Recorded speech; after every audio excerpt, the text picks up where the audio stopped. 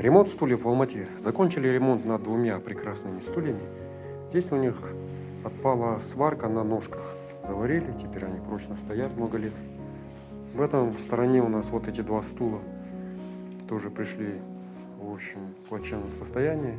У них было здесь как его оторвано.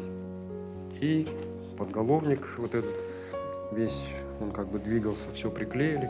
И ножки тоже приклеили, чтобы прочно стояли. Эти 4 стула тоже сделали.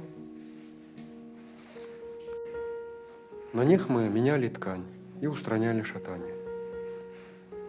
И вот этот тоже один стул приносили нам на поклейку. Он сильно шатался. Теперь прочно стоит. А если вам нужен будет ремонт стульев в Алмате, обращайтесь, с удовольствием поможем. Меня зовут Тимурлан. Я занимаюсь ремонтом стульев 15 лет. Наша мастерская находится в городе Алмате, Жарокова, Хаджанова.